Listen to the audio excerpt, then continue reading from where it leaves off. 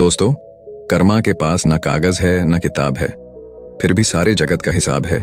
ये कहा जाता है कि जो कर्म हमने पहले किए हैं उनका फल हमें आज मिलता है, और जो आज करते हैं उसका फल हमें बाद में मिलेगा। किसी ने सच ही कहा है, दूसरों के साथ किया हुआ छल बर्बादी के सारे रास्ते खोल देता है। अगर आप किसी के साथ बुरा करते हैं तो आपके साथ भी बुरा ही होगा।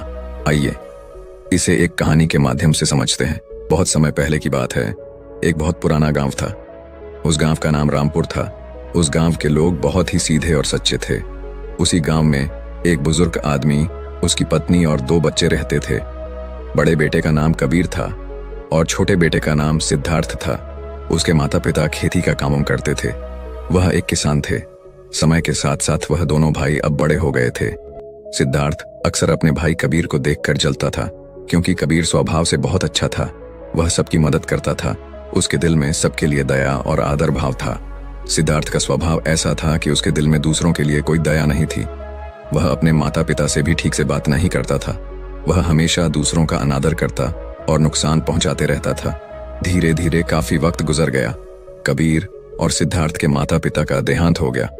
उसके माँ बाप इस दुनिया में नहीं रहे। कबीर उस वक्त घर पर नहीं था, वह दूसरे शहर गया था। जैसे ही उसको इस बात का पता लगा, वह सब काम छोड़कर दौड़ता हुआ अपने घर पहुंचा। कबीर को विश्वास नहीं हो रहा था कि उसके माता पिता अब इस दुनिया में नहीं रहे। कबीर और सिद्धार्थ ने उनका अंतिम संस्कार किया। वह बहुत दुखी था। वह उनसे बहुत प्रेम करता था। उसने गांव वालों को भोजन के लिए आमंत्रित किया और ब्राह्मणों को दान दक्षिणा देकर विदा किया। अब कबीर और सिद्धार्थ दोनों अकेले रहते थे। धीरे धीरे वक्त गुजरता गया। वह हर साल अपने माता पिता की बरसी पर ब्राह्मणों को भोजन कराता और दान देता। ये सब चीजें सिद्धार्थ को पसंद नहीं आती थी। वह कबीर से बहुत ईर्ष्या करता था और वह कबीर से जलते रहता था। उस राज्य का राजा बहुत अच्छा था। वह राजा सबकी मदद भी किया करता था। इसीलिए एक बार अपने माता पिता की बरसी पर कबीर ने अपने राज्य के राजा को आदर सत्कार के साथ अपने घर बुलाया और राजा के सामने ब्राह्मणों और उसके सगे संबंधियों को खाना खिलाया। ब्राह्मणों को दान भी दिया ताकि उसके माता पिता स्वर्ग में अच्छे से खुश रह सकें। सिद्धार्थ वहां खड़ा था। राजा भोजन करने के बाद सिद्धार्थ के पास गए। सिद्धार्थ ने राजा को प्रणाम किया। तभी राजा ने सिद्धार्थ से पूछा, तुम्हारा भाई तुम्हारे माता पिता के लिए इतना कुछ करता है, तुम ऐसा क्यों नहीं करते हो? आखिर वह तुम्हारे भी माता पिता थे। क्या तुम्हें यह समझ नहीं आता कि तुम भी अपने माता पिता के लिए कुछ कर सकते हो? सिद्धार्थ ने राजा से कुछ नहीं कहा और चुपचाप वहां से चला गया। सिद्धार्थ को गुस्सा आ रहा था, क्योंकि राजा ने उसकी बेइज्जती की, क्योंकि कबीर अब सबकी नजरों में अच्छा बन गया था। राजा ने भी उसकी तारीफ की थी और सिद्धार्थ सिर्फ चुपचाप देख रहा था। उसे ये सब देखा नहीं जा रहा था और वह कबीर से अपने अपमान का बदला लेने का सोच रहा था। 1-2 महीने बीत जाने के बाद एक रात सिद्धार्थ योजना बनाता है कि उसे कैसे भी करके रास्ते से हटाना होगा। अगले दिन सिद्धार्थ ढोंग करना शुरू करता है। नगर के सामने जोर जोर से चीखने लगता है और यह दिखावा करता है कि उसके माता पिता के गुजर जाने के बाद वह बहुत अकेला हो गया है और दुखी है। और सब लोगों से कहता है कि मेरे माँ बाप मेरे सपने में आए थे, वह स्वर्ग में खुश नहीं है। वह कह रहे थे कि कोई वहां जाकर उन्हें खाना बनाकर खिलाए, उनकी सेवा करे, वो तभी खुश रहेंगे। उन्होंने मुझसे कल रात सपने में कहा था कि मेरे भाई कबीर को मेरे पास भेज दो, वह उनकी बहुत सेवा करता है, वह इसके साथ बहुत खुश रहेंगे, तभी उनकी आत्मा को शांति मिलेगी। उन्होंने ऐसा कहा मुझसे। ये मामले की बात राजा तक पहुंच गई और राजा खुद वहां आता।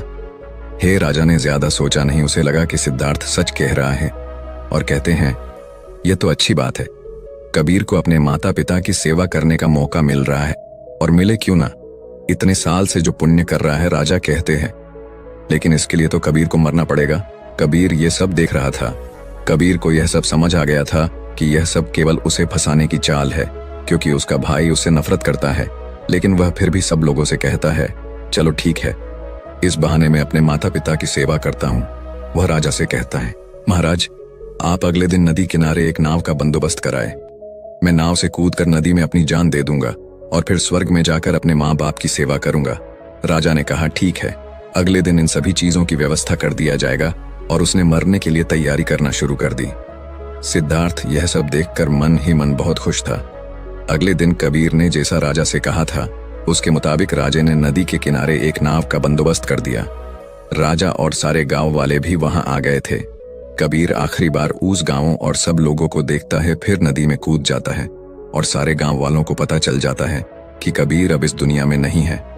अब वह स्वर्ग की ओर चला गया है अपने माता पिता की सेवा करने के लिए। सिद्धार्थ बहुत खुश था कि उसका इकलौता भाई अब दुनिया में नहीं रहा। जो भी जमीन और वसीयत है अब वह सब मेरा है, मैं ही इसका मालिक बनूंगा। धीरे धीरे काफी दिन गुजर गए। एक दिन अचानक से राजा के दरबार के बाहर कबीर बैठा होता है और जोर जोर से रो रहा होता है। राजा के सिपाही ने देखा कि कबीर वहां बैठा बैठा रो रहा था। पहले तो सब डर रहे थे उसके पास जाने से। फिर कुछ देर बाद सिपाही पूछते हैं, ये चमत्कार कैसे हुआ, तुम जिंदा कैसे हो? कबीर मौन रहा। फिर सिपाही उसे दरबार में ले जाते हैं। सिपाही कबीर को लेकर आ रहे होते हैं। राजा उसे जिंदा देखकर बहुत आश्चर्यचकित थे और कबीर से पूछते हैं।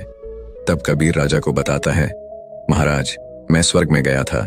मैंने देखा मेरे माँ बाप अभी भी खुश नहीं हैं। वो मेरे पर गुस्सा हो रहे थे और कह रहे थे, तुम्हें तो खाना बनाना भी नहीं आता, तुम तो हमारी सेवा भी ठीक से नहीं कर रहे हो। तुमसे अच्छा तो सिद्धार्थ है, जो तुमसे अच्छा खाना बना लेता है और वह हमारा ख्याल भी रखेगा। तुम जाओ और उसे भेज दो। राजा कहता है, अगर ऐसा है तो सिद्धार्थ को इसके लिए मरना पड़ेगा। राजा अपने कुछ सैनिक को भेजता है और वह सिद्धार्थ के पास जाते हैं और कहते हैं कि महाराज ने तुम्हें राज दरबार में बुलाया है। और सिद्धार्थ उनके साथ आ जाता है। राज दरबार में पहुंचकर सिद्धार्थ ने देखा तो उसका भाई कबीर वहीं मौजूद था। उसे वहां देखकर आश्चर्यचकित था। राजा उसे सारी बातें बता देते हैं और कहते हैं, तुम्हारे भाई ने माता पिता के लिए इतना त्याग किया है, अब तुम्हारी बारी है। तुम्हारे माता पिता चाहते हैं कि तुम उनकी अच्छे से सेवा करो। राजा उससे कहते हैं, क्या तुम उनके लिए ऐसा कुछ नहीं कर सकते? सिद्धार्थ अगर कुछ बोलता तो उसकी योजना के बारे पता चल जाता। इसीलिए सिद्धार्थ को ना चाहते हुए भी ये सब करना पड़ता है। अगले दिन फिर से सारी तैयारी किया जाता है। कुछ देर बाद सिद्धार्थ घर आ जाता है और सोचता है, मैं वहां जाऊंगा ही नहीं। अगर मैंने ऐसा किया तो वह सच में मुझे मार ही देंगे। आज रात को ही मैं गांव छोड़कर कहीं चला जाऊंगा। दूसरी तरफ कबीर ने राजा को सारा सच बताया।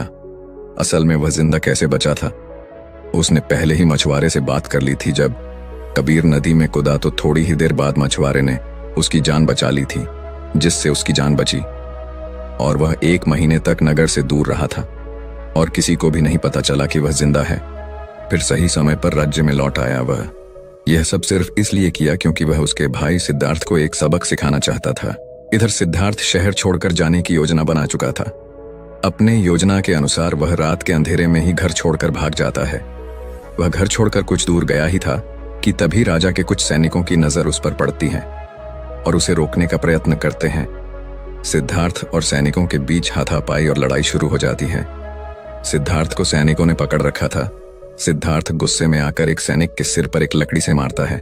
सिर पर चोट लगने से उसकी वहीं पर मौत हो जाती है। कबीर ने जो सारी बात राजा को बताई थी वह सिद्धार्थ को माफ करने वाले ही थे, लेकिन जैसे ही राजा को यह बात मालूम पड़ती है कि सिद्धार्थ गांव से भाग रहा था और उसने एक सैनिक की हत्या कर दी है, यह सारी बातें जब राजा को पता चलती है वह अब सिद्धार्थ पर और गुस्सा हो जाते हैं और राजा क्रोध में आकर उसे मृत्युदंड का आदेश देते हैं। अगली सुबह उसे नाव से धक्का देकर मारने का आदेश जारी कर दिया जाता है। उसको उस आखिरी समय पर अपनी गलती का एहसास होता है कि जिंदगी के अंतिम वक्त में भी उसने लोगों का बुरा ही किया। वह रो रहा था। उसे भी अपने जीवन के आखिरी पलों में गलती का एहसास होता है। पर वो कहावत तो आपने सुनी होगी, अब पछताने से क्या होगा जब चिड़ियां चुग गई खेत से, और पछतावे के साथ उसे अपनी जान से हाथ धोना पड़ता है। दोस्तों, कर्मों का फल ऐसा ही होता है। जैसी करनी वैसी भरनी। बुरे इंसान को आखिरी वक्त तक सही और गलत का पहचान नहीं होता। जिंदगी ऐसे ही नहीं चलती। जिंदगी समझने की चीज है जिसे हर व्यक्ति को समझनी चाहिए। मनुष्य के द्वारा किए जाने वाले सभी कर्म उसके विचारों से बनते हैं। हमारी सकारात्मक या नकारात्मक सोच विचारों को जन्म देती हैं और वही विचार कर्म बनाते हैं। इस तरह सोच सकारात्मक होने पर ही अच्छे कर्मों का निर्माण हो सकता है। अगर हमें किसी के साथ बुरा करते हैं तो हमारे साथ भी जरूर बुरा होगा। जब आप दूसरों के लिए अच्छा करते हो तो बदले में हमारे साथ भी अच्छा होता है। यह भी हो सकता है उस वक्त हमारे साथ कुछ बुरा ना भी हो, लेकिन कभी न कभी इसका हर्जाना हमें भुगतना ही पड़ता है। इसलिए हमें किसी के साथ बुरा करने का कोई अधिकार नहीं है, क्योंकि कर्मों का फल कभी न कभी मिलता जरूर है। दोस्तों, आपने आज के इस वीडियो से क्या सीखा वह मुझे आप कमेंट में बता सकते हैं। इसी के साथ में उम्मीद है कि आपको आज की वीडियो पसंद आई होगी, तो इस वीडियो को उस इंसान को शेयर करें जिससे ये कहानी सुनने की ज़रूरत है, और उसी के ठीक बाद चैनल को सब्सक्राइब करें। तो चलिए फिर मिलते हैं ऐसी एक और नई वीडियो में एक नए मैसेज के साथ। तब तक के लिए अपना ख्याल रखें। धन्यवाद और नमो बुद्धाय।